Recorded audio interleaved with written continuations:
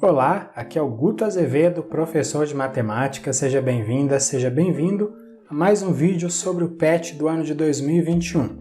Se você quiser saber quais vídeos já foram publicados até o momento, clica no cartãozinho que está aparecendo aqui na parte de cima da tela ou então em um link que vai aparecer na descrição.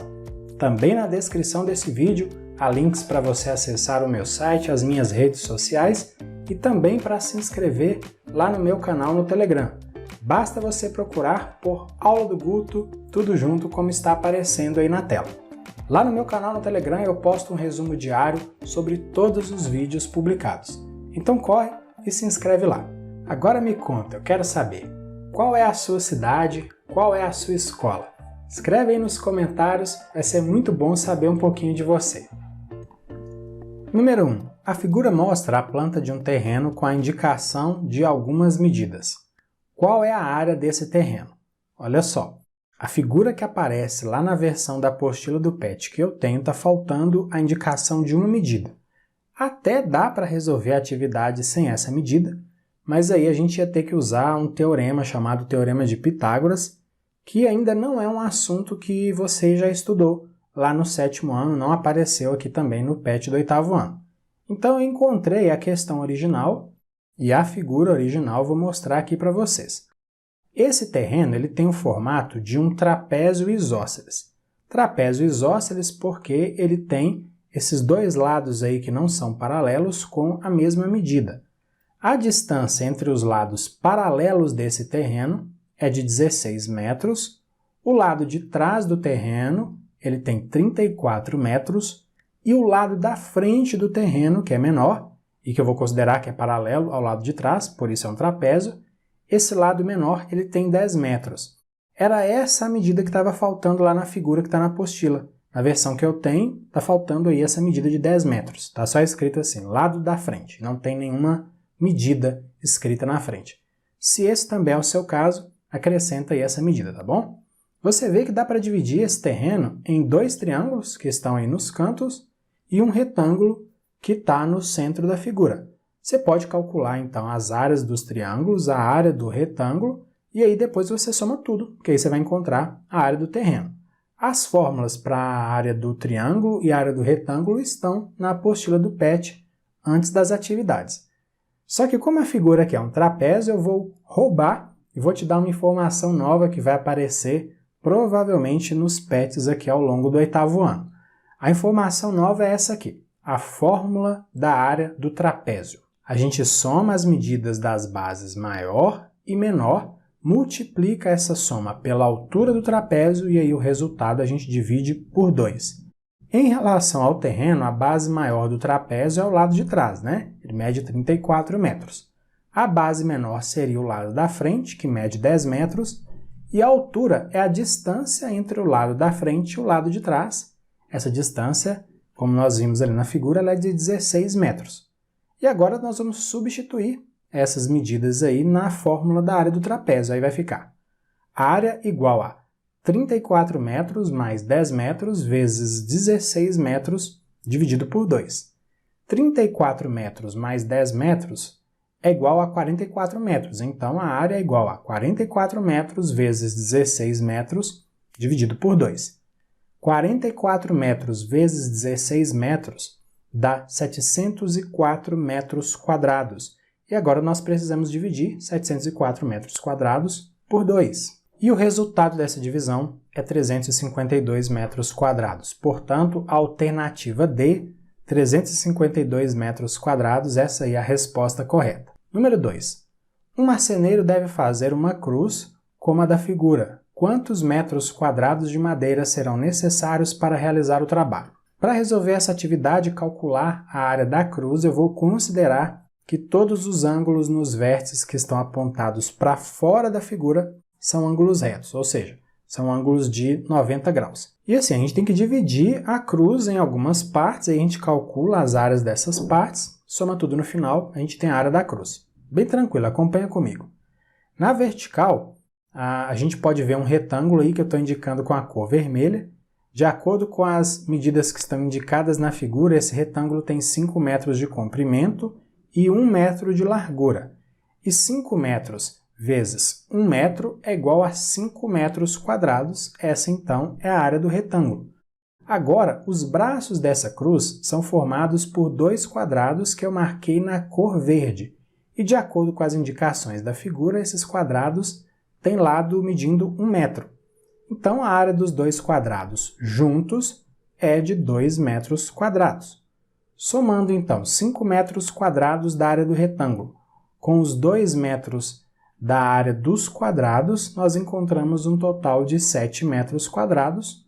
Portanto, anota aí, serão necessários 7 metros quadrados de madeira. A atividade 3 começa assim. Observe as cenas a seguir. Eu não vou colocar as imagens que estão na apostila do PET, mas eu vou descrever as cenas para você, tá bom? Se você quiser observar as cenas, as imagens, pega aí sua apostila, tá certo? E para ficar mais simples, a gente vai analisar uma cena por vez e responder a pergunta relacionada àquela cena. Então vamos lá. Agora responda às questões. A cena A é a seguinte. Caio mede com uma trena a altura de uma caixa de papel e encontra a medida de 37 centímetros. Pergunta sobre essa cena. Se outra pessoa medir a altura da caixa da cena A utilizando a mesma trena que Caio, ela encontrará a mesma medida que Caio encontrou? Por quê? A resposta é sim, claro, se a pessoa utilizar a ferramenta corretamente, porque a ferramenta nesse caso é uma trena e a trena é um instrumento de medida padronizado. Agora, cena B. Vicente, que é um adulto, usa o próprio palmo 5,5 vezes para medir o comprimento de um pano. Junto com Vicente aparece uma criança, a Ana. Pergunta sobre a cena B. Na cena B, se Ana medir o pano utilizando seu palmo, encontrará a mesma medida que Vicente encontrou? Por quê? Aí a resposta aqui é não. Ana provavelmente usará o palmo um número maior de vezes porque a mão da Ana deve ser menor do que a mão do Vicente. Cena C. Crianças brincando de esconder. Andriele está com os olhos fechados, tampados, contando números, o tempo, enquanto seus amigos se escondem. Um dos amigos pede que ela conte até 60. Pergunta sobre essa cena. Na cena C, é possível observar algumas crianças brincando. Se outra criança estivesse fazendo a contagem da brincadeira, o tempo da contagem seria maior ou menor que o da contagem feita por Andriele? Aí olha só o que eu pensei. O tempo poderia ser maior, menor ou igual, dependendo do ritmo de contagem. Se a criança contar muito rápido, o tempo seria menor. Se a criança contar mais devagar, o tempo seria maior. Se contar na mesma velocidade, o tempo seria igual. Cena D. William está lendo uma receita e afirma que vai precisar usar um copo de água morna. Na frente do William ali há 2 copos com tamanhos diferentes. Pergunta. Na cena D, qual dos copos o William deveria utilizar na receita? E aí olha a resposta que eu coloquei. Não há como saber com as informações que estão na cena. O tamanho do copo pode indicar mais ou menos rendimento na receita, por exemplo, mas também pode atrapalhar, porque se colocar água demais ou colocar pouca água, isso pode prejudicar ali o resultado do preparo. Então, como eu escrevi, eu penso que seria interessante analisar com cuidado se a receita especifica o tipo de copo que deve ser usado ou a capacidade desse copo em mililitros ou litros, por exemplo. Cena E. Uma pessoa está dizendo que só restam os 2 galões de 5 litros de água que estão sobre uma bancada. Pergunta sobre essa cena. Na cena E, a quantidade de água no galão está sendo medida em uma unidade de medida padronizada? A resposta aqui é simples, é sim, porque o litro é uma unidade padronizada para medir capacidade. Cena F.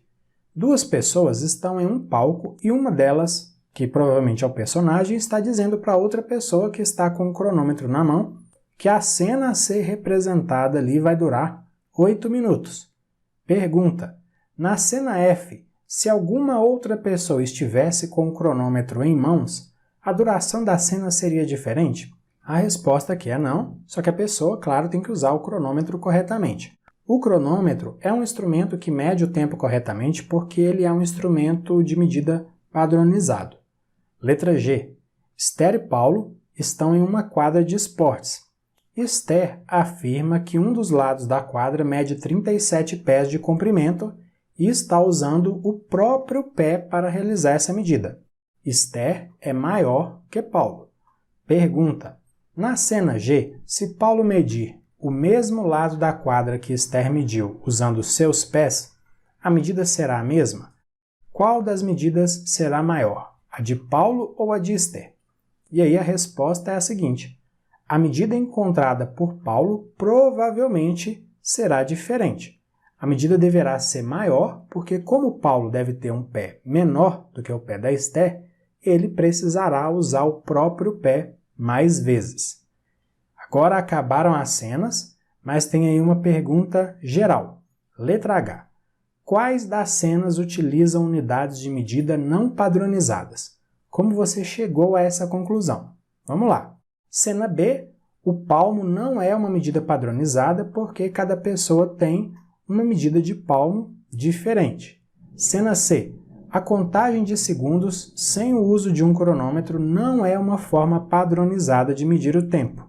Cena D, copos diferentes sem uma indicação de capacidade em litros ou em mililitros não são instrumentos de medida padronizados. E a cena G, o comprimento do pé não é uma medida padronizada porque as pessoas têm pés com medidas diferentes. Tá prontinho. Muito bem, finalizamos aqui mais uma sequência de atividades do PET 2021. Se você gostou desse vídeo, e claro, se quiser, curta e compartilhe com outras pessoas. E não esquece de se inscrever lá no meu canal no Telegram, nem de dar uma olhada nos outros links que aparecem na descrição desse vídeo, tá bom? Grande abraço para você, bons estudos e até a próxima. Tchau, tchau!